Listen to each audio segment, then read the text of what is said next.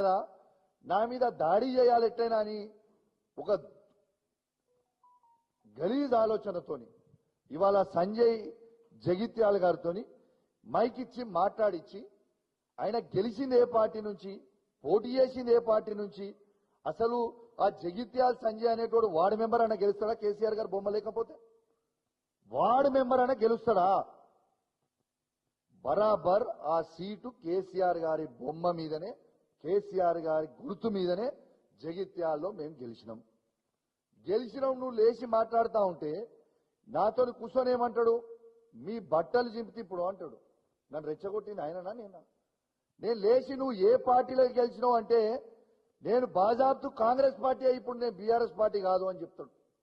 నేను గౌరవ స్పీకర్ గారిని కోరుతా ఉన్నాను, ఇవాళ ఒకసారి వీడియో చూసిన తర్వాత కూడా మొత్తం మీడియా ద్వారా స్పీకర్ గారు కూడా వీడియో చూపిస్తా, తర్వాత స్పీకర్ గారికి పోయి కూడా రిప్రజెంటేషన్ ఇస్తా, తప్పకుండా నేను ఇస్తా.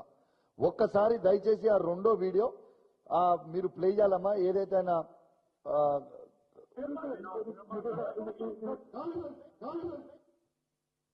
మళ్ళా ప్లే చేయమ్మా ఒకసారి.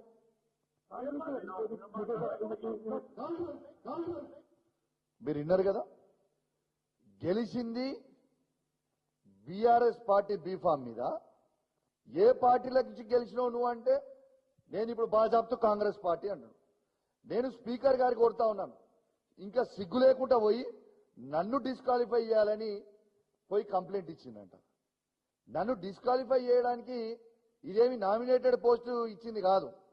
హుజురాబాద్ నియోజకవర్గ ప్రజల గుండెల నుంచి ఓట్లేస్తే వాళ్ళ మనసు గెలిస్తే నేను ఎమ్మెల్యే అయినా. నేను ఏ పార్టీ మారలేదే, బాజాబ్తు కేసీఆర్ గారి బొమ్మ మీద గెలిచిన, బాజాబ్తు కేసీఆర్ గారితో అండగా నిల్చున్నా, బాజాబ్తు ప్రజల పక్షాన నిలబడి కొట్లాడుతా ఉన్నాను. ఇలా జగిత్యాల సంజయ్ లాగా బ్రోకర్ గాన్ లాగా పైసలకి నేను అమ్ముడు పోలే. పైసలకి అమ్ముడు పోయినోడివి నువ్వు. ఇలా పైసలకి అమ్ముడు పోయినోడు మారిన 10 మంది బీఆర్ఎస్ పార్టీ ఎమ్మెల్యేలు గెలిచి మారి కాంగ్రెస్ పార్టీలో చేరినోడు పైసలకు అమ్ముడు పోయిన వాళ్ళు, మేం కాదు కదా. ఇలా బాజాబ్తు డాక్టర్ సంజయ్ జగిత్యాల ఎమ్మెల్యే గారిని ఎట్టు పరిస్థితిలో స్పీకర్ గారు డిస్క్వాలిఫై చేయాలి.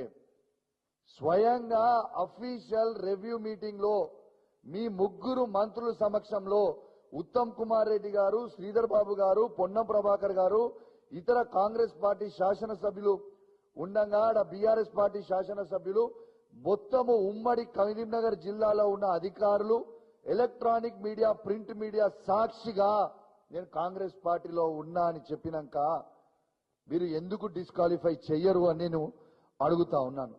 మళ్ళా దీని తర్వాత